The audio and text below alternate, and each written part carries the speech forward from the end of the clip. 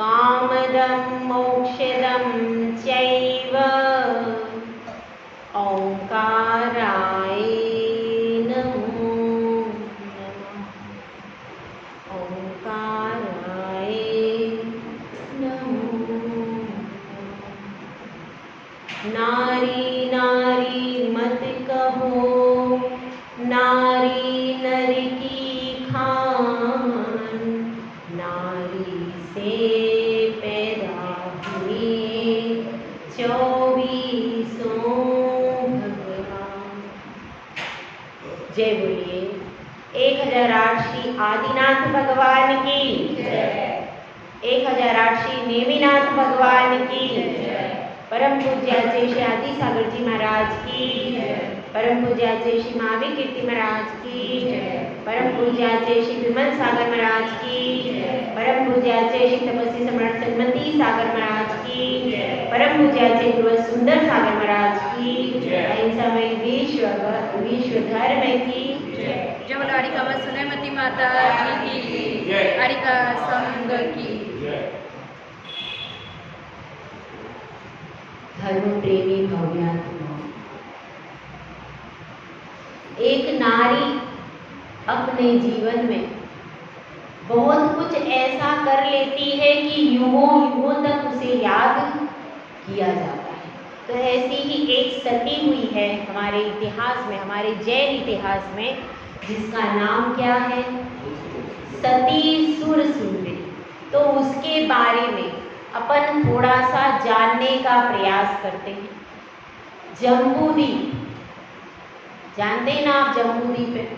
जम्बूद्वीप के मध्य में कौन सा पर्वत है भाई? कौन सा पर्वत है? सुमेरु पर्वत है। 1,40,000 योजन का सुमेरु पर्वत है। और फिर क्या है? 7 क्षेत्र। ठीक है। इस प्रकार से अपने उसी जम्बूद्वीप के 7 क्षेत्रों में एक क्षेत्र का नाम क्या है? भरत क्षेत्र, जिसमें हम सब बैठे हुए। तो उसी भरत क्षेत्र में, और उस भरत क्षेत्र में एक नगरी ऐसी है जिसमें मैना सुंदरी का ससुराल था। कौन सी नगरी भाई? कौन सी नगरी? चंपापुरी, जिसमें वासुपूज्य भगवान के 5 कल्याण हुए। वो नगरी कौन सी भाई? चंपापुरी नगरी। तो अब देखिए, पहली भी आपकी जो श्रीपाल चरित्र चालू हुआ था, तो कौन सी नगरी से चालू हुआ था? उसी चंपापुरी नगरी से। और यह अपनी सुरसुंदरी का संबंध भी उसी नगरी से है। तो अब इसमें किसी समय उस चंपापुरी नगरी में राजा रिपुमर्दन राज्य करता था। क्या नाम था राजा का? रिपुमर्दन।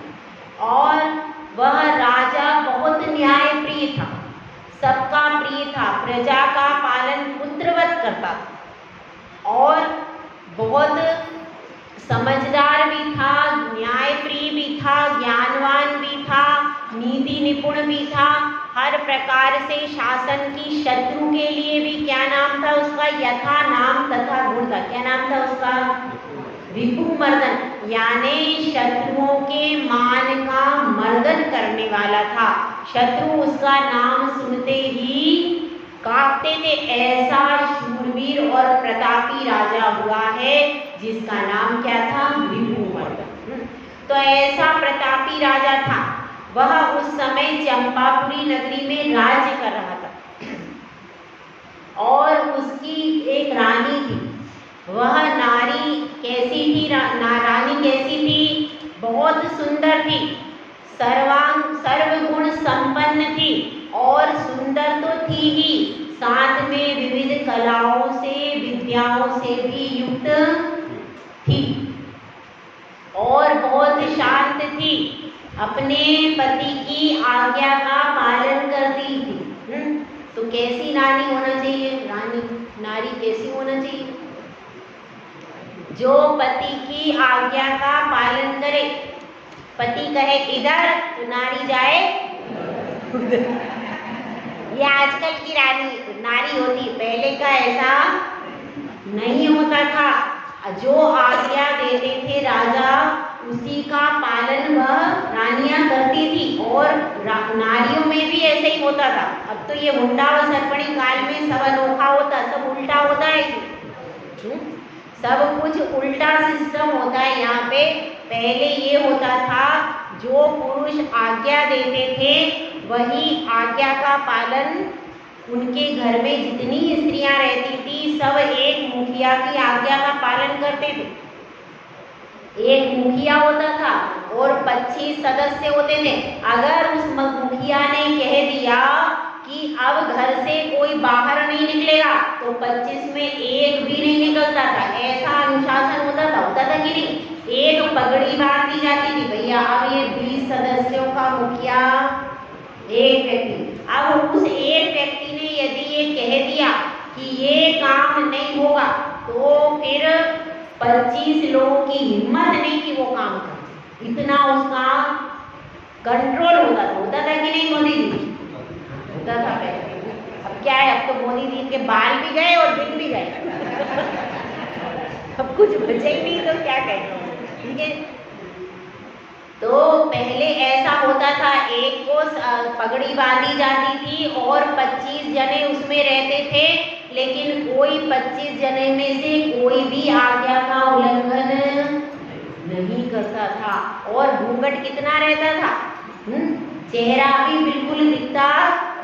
इतना अनुशासन पहले होता था। तो ये सब पुराने जमाने की बात है। तो जो राजा ऋतुमर्दन जो आज्ञा देता था, उसका पालन वह रानी करती थी, अपने पति की आज्ञा का पालन करती थी, और साथ में विद्या और कला आदि से भी निपुण थी, और अपने पति पर क्रोध नहीं करती। यहाँ की कोई नहीं करती भैया, प्रतापपुर की सब नारियाँ कैसी हैं, सब बहुत शांत प्रकृति की है। अपने पति को परमेश्वर जैसा मानती हैं और क्रोध नहीं करती हैं, है ना। वो तो वास्तव में दूसरे देश की करती है, यहाँ की नहीं करती। यहाँ की सब बहुत अच्छी नारियाँ हैं, ठीक है। अपने को जहाँ रहना, वहाँ की बुराई क्यों करना चाहिए। तो क्या हुआ, बहुत अच्छी थी, सर्वांग सुंदरी थी, रूप कला से युक्त थी और आज्ञा पालन करती थी। तो ऐसी रानी को एक दिन राजा को समाचार मिला। क्या समाचार मिला? कि रानी गर्भवती है। तो उनको बहुत प्रसन्नता हुई कि चलो अब हमारा आंगन कैसा हो जाएगा, अब हमारे आंगन में कोई ना कोई रत्न उत्पन्न होगा। और बहुत दोनों खुश हुए। अब समय आ गया, समय आया तो उनको क्या मिला, क्या सूचना मिली कि अब कन्या रत्न का जन्म हो गया। तो राजा ने क्या किया, राजा ने दुख मनाया, है ना, सही है। नहीं, राजा ने दुख नहीं मनाया, उसने कहा कि जो भी हमारे घर में आया है वह अपना भाग्य लेकर के आया है। चाहे कन्या रत्न हो, चाहे पुत्र रत्न हो, दोनों मेरे लिए बराबर हैं, दोनों में कोई अंतर नहीं है। अरे बालक तो कन्या भी होती है, छोटी बच्ची भी, वो भी अच्छी लगती है।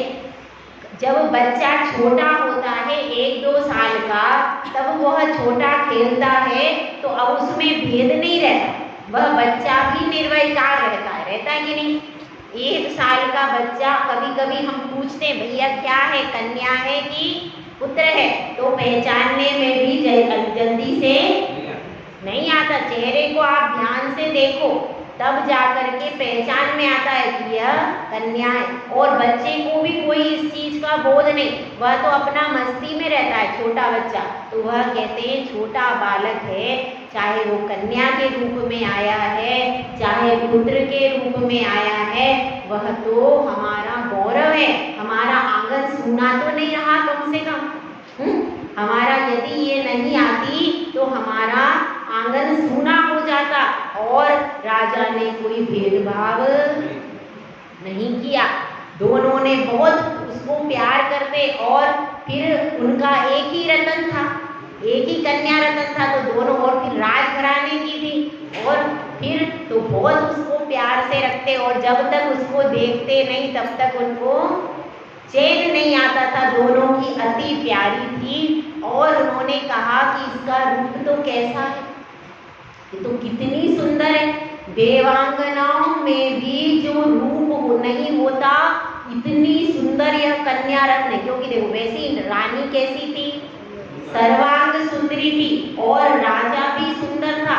तो दोनों की सुंदरता का जो हो गया मिश्रण, वह उस कन्या में आ गया। तो वह कन्या अति सुंदर और अति लावण्य से युक्त थी। छोटे में भी दिखते हैं, पूत के पालने में लक्षण समझ में आते हैं कि छोटे में ही जब बच्चा ही इतना सुंदर है, इतना स्वरूप है, तो वह उस बच्चे को बहुत आनंद से, राजा के भी पीड़ा का और आनंद का केंद्र कौन बन गई थी, वही सुर सुंदरी। उसका नाम क्या रख दिया अब, सुर सुंदरी। मतलब सुरों से भी ज्यादा, यानी जो अप्सराएं हैं उनसे भी ज्यादा सुंदर है, इसलिए उसका नाम क्या रख दिया, सुर सुंदरी। उस कन्या का नामकरण कर दिया, और वह कन्या धीरे धीरे बड़ी होने लगी। कभी वो छोटा बच्चा होता है तो सबके लिए आकर्षण का केंद्र हो जाता है, सब उसको गोद में उठा के, फिर वो राजघराने की राजकुमारी, तो उनको क्या कमी,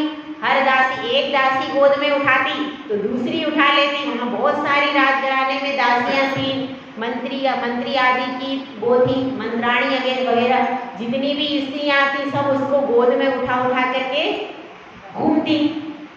तो इस तरह से क्या होगा, उसका बहुत अच्छे तरीके से, बहुत राजघराने में जो लालन पालन, आप खुद ही सोचो, एक अपने घर में छोटा बच्चा होता है तो अपन कैसे उसको गोद में उठा करके घूमते हैं, तो राजघराने का ठाट अलग ही होता है। तो ऐसे ही राजघराने के ठाट में वह सुर सुंदरी थोड़ी बड़ी हो गई। अब हो गई 7 वर्ष। अब उस समय क्या होता था, जल्दी शिक्षा के लिए नहीं भर्ती करा। अब तो 2.5 साल के हुए, कहाँ जा रहा है, वो जा रहा है बच्चा प्ले होम में, क्या में जाता है, प्ले ग्रुप, क्या प्ले ग्रुप में क्या बोलते हैं भैया, हमें तो आता नहीं, हम तो पढ़े नहीं उसमें प्ले में।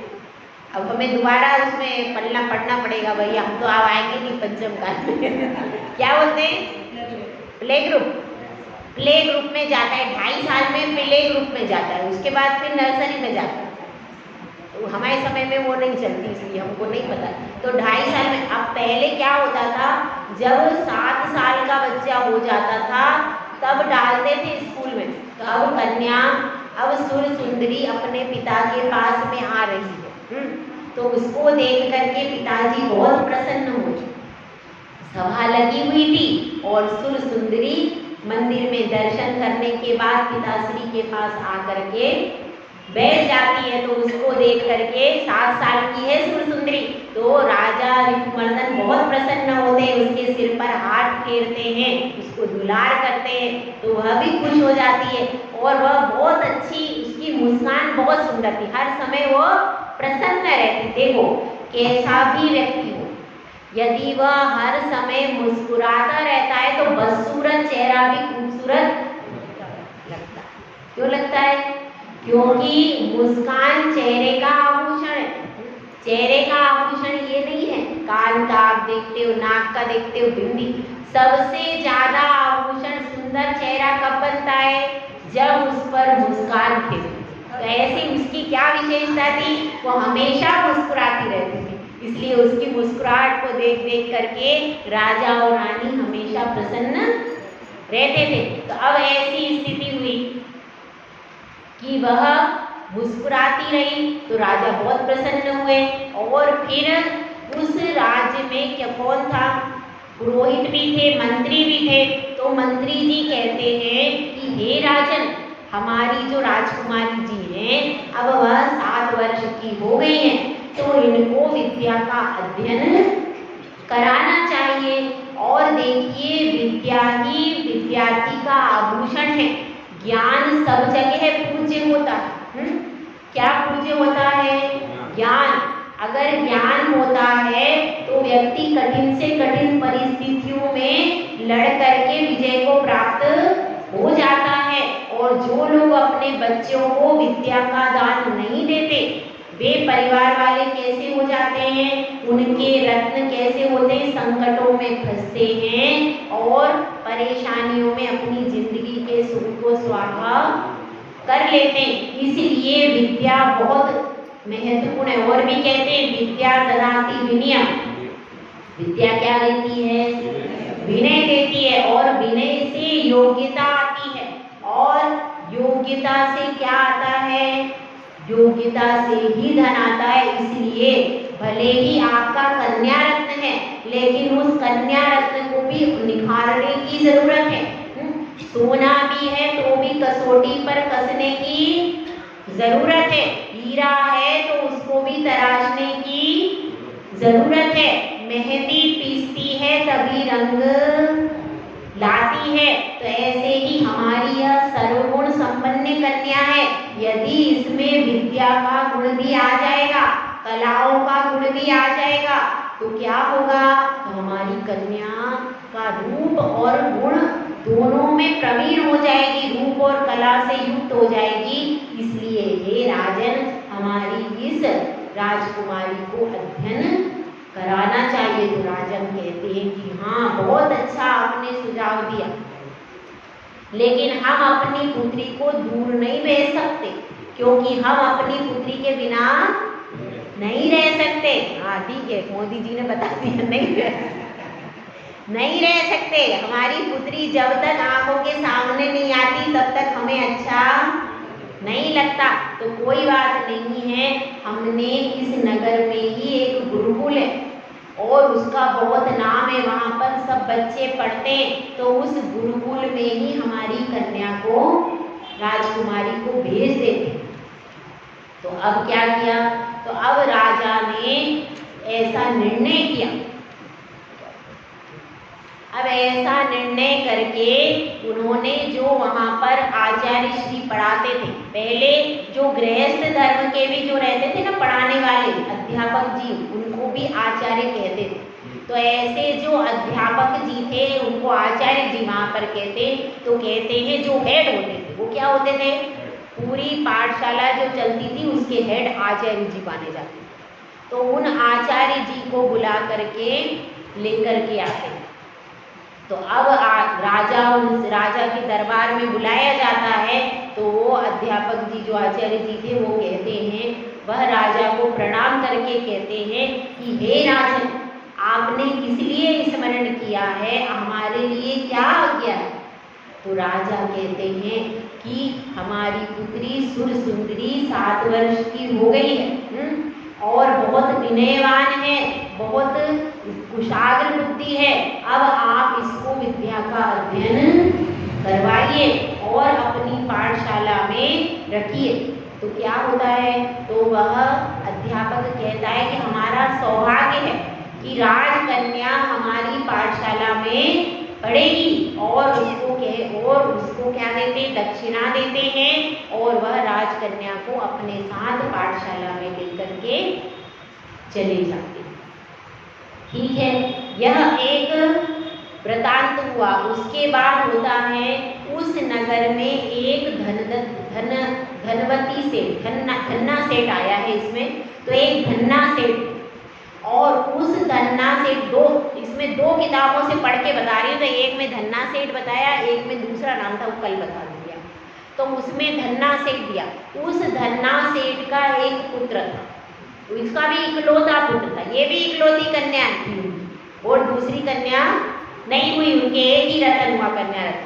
अब ऐसे ही उसी चंपा नगरी में एक धन्ना सेठ और उसकी रूपमती सेठानी से एक ही पुत्र उत्पन्न हुआ। उसका नाम क्या पड़ा, अमर कुमार।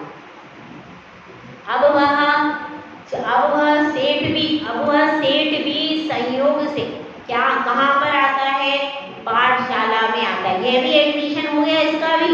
और अब वह सेठ भी अपने पुत्र अमर कुमार को लेकर के पाठशाला में आता है और उसका भी एडमिशन हो जाता है उसी पाठशाला में। और वहाँ पर कोएट था, मतलब बालक भी पढ़ते थे उसी पाठशाला में और बालिकाएं भी पढ़ती थी, दोनों तरह की पाठशाला थी वो गुरुकुल जो था।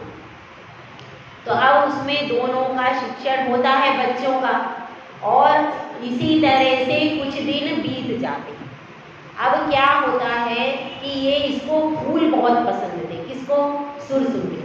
बगीचे में खेलना, फूलों के बीच में फूलों की खुशबू लेना उसको बहुत अच्छा लगता था सुरसुंदरी को। तो वहाँ पर क्या होता था, पाठशाला थी, पाठशाला के बाहर बाग था, तो उस बगीचे में वो जा करके बैठती थी और फूलों की सुगंध लेती रहती थी, उसको फूल अच्छे लगते थे। तो जब भी छुट्टी होती थी, बीच की छुट्टी होती थी एक छोटी, उस छुट्टी में वह जा करके बगीचे में बैठ जाती। तो अब इधर क्या हुआ, सब बच्चे भी बैठते थे, बालक बालिकाएं सब छोटे छोटे बच्चे थे। अब क्या होता है, उस समय धीरे धीरे वह पुत्री सुरसुंदरी 3 वर्ष तक पाठशाला में पढ़ती है, थोड़ा बहुत उसका विकास हो जाता है। अब वह 10 वर्ष की हो जाती है। इधर अमर कुमार 12 वर्ष का हो जाता है। अब क्या घटना घटती है इसको सुनिए कि अब पढ़ते पढ़ते एक दिन बीच की रिसेस होती है। हाँ, रिसेस होती थी नहीं कि आपके जमाने में होती थी, बीच में छुट्टी, आने की छुट्टी है। तो वैसी छुट्टी आप लोगों ने भी पढ़ाई तो सबने की है, स्कूल नहीं गया हो ऐसा कोई नहीं होगा मेरे ख्याल से, कोई गए ऐसा? सब स्कूल में गए। तो स्कूल में क्या होती थी, एक बीच में इंटरवल होता था, खाने की छुट्टी होती थी। तो ऐसे ही खाने की छुट्टी होती है तो उसमें क्या करते हैं, सब बच्चे उसमें चले जाते हैं और उसको प्रिय रहते। सब बच्चे तो अपने अपने घूमने चले जाते हैं, कोई बाहर भी चला जाता है, कोई कहीं खाने चला जाता है, ऐसे सब चले जाते हैं। लेकिन सुरसुंदरी क्या करती थी, वो तो रोज बगीचे में जा करके बैठ जाती थी। तो आज भी वो ऐसे ही करती है, बगीचे में जा करके बैठती है। उस समय बसंत ऋतु थी, तो बगीचे में तरह तरह के फूल खिले हुए थे, फल लगे हुए थे, तो बहुत अच्छी सुगंध आ रही थी। तो उसी सुगंध में उसकी नींद लग जाती है और वह सुरसुंदरी क्या करती है, सो जाती है। उसके साथ में और फिर उसकी सखी सहेलियाँ भी आती है, सब बच्चे वहीं पे खेलने लगते हैं, उसके साथ में उसकी सहेलियाँ भी बैठी रहती है। वो गेंद से खेल रहा है, कोई कैसे कर रहा है, सब वहीं बगीचे में आसपास का मैदान भी रहता है खेलने का बच्चों का, सब लोग वहीं पर खेलते रहते हैं। लेकिन इसकी नींद इतनी गहरी लग जाती है, बच्चे भी खेल रहे हैं, ऊधम भी कर रहे हैं, लेकिन उसकी नींद टूटती नहीं, वो गहरी नींद में सो जाती है। जब गहरी नींद में सो जाती है तो फिर क्या होता है, इतने में घंटी बजने का थोड़ा समय नजदीक आ जाता है। तो उसकी सहेलियाँ कहती हैं कि चलो चलो अपन सब इसको सुरसुंदरी को उठा लेते हैं। ऐसे उठाने के लिए उसके पास में आती, तो उसको सहलाती है उठाने के लिए। उसकी दुपट्टा वगैरह, पहले तो यही साड़ी और दुपट्टा यही पहनते थे, सही है कि नहीं? तो पहले दुपट्टा होता था, दुपट्टा ओढ़नी घाघरा ये पहनते थे। तो घाघरा ओढ़नी रहती थी, तो उसकी ओढ़नी के पल्ले में वो देखती कि इसमें क्या बंधा है, उसकी सहेली, तो उसके खोल के देख लेती है। तो खोल के क्या निकलता है, उसमें 7 पूड़ियाँ बंधी रहती। तो अब वो सब बच्चे, इतने में क्या होता है, जो क्लास के बच्चे रहते थे वो भी आ जाते, और उस क्लास का मॉनिटर था अमर कुमार, ठीक है, वो भी आ जाता है। अब सब बच्चे खेल कर रहे, अब उसमें देखते अरे इसके पल्ले में 7 कोड़ियाँ बंधी है। तो बच्चे क्या थोड़े कौतूहल, और लड़के ज़्यादातर कैसे होते, कौतूहल फ्री ज़्यादा होते। तो अब उन्होंने देखा कि अरे इसके ऐसा करते हैं अपन, इसके ये 7 कोड़ियाँ ये अपन क्या करते हैं, इसको ले जा करके इससे मिठाई खरीदते और अपन सब खा लेंगे। उसके बाद इसको हंसाएंगे कि जब ये उठेगी तो इसको पता नहीं चलेगा, फिर इसको थोड़ा सा झिकाएंगे, जैसे चिढ़ाते थे ना पहले बच्चे, ऐसे इसको चिढ़ाएंगे और फिर अपन सब हंसी करेंगे, ये चिल्लाएगी तो अपन हंसी। ऐसा सोच करके क्या करते हैं, उसके पल्ले से वो 7 कोड़ी निकाल करके और बाजार में जाता है। एक जो वो बच्चा था, छोटा बच्चा ही था वो, तो वह बच्चा बाजार में जाता है और बाजार में देखता है 7 कोड़ी की कोई मिठाई अच्छी मिलती नहीं, और फिर क्या, पूरी क्लास के बच्चों को चाहिए, ये भी शर्त थी, जितने बच्चे हैं सबको खानी है वो मिठाई। तो अब क्या करें, 7 कोड़ी और मिठाई, इतने सारे क्लास के बच्चे क्या करें, तो अब वो क्या करता है, बहुत ढूंढता है, पर इतनी सस्ती कोई मिठाई मिलती नहीं है, तो क्या करता है, गुड़ और धानी ले आता है। गुड़ और धानी होती है, तो गुड़ और धानी लेकर के और वो आ जाता है। अब अमर कुमार मॉनिटर होता है, अमर कुमार को देता है कि ये देखो मैं ये ले आया, कि ना क्या ले आए, कि ना मैं गुड़ धानी के अलावा कुछ मिला नहीं, तो मैं वो ही ले आई। अच्छा चलो कोई बात नहीं, तुम लेके तो आ गए, अपने को तो सिर्फ ड्रामा करना है, तो वो लेके आ जाता है। अब वह मिठाई उसके आगे रख देता है कि हाँ चलो अब ये ठीक है। अब सब बच्चे, क्लास के बहुत सारे बच्चे रहते हैं, सब बच्चों में वो मिठाई बांट देता है, गुड़ और धानी सबको खा लेते हैं। और लेकिन सुर सुंदरी का भी हिस्सा निकाल करके उसमें से अलग रख देते हैं। अब वह उसने अलग रख दिया। अब क्या होता है, सब बच्चे जब खा चुकते हैं तो क्या सोचते हैं कि अब सुर सुंदरी को भी उठाना चाहिए।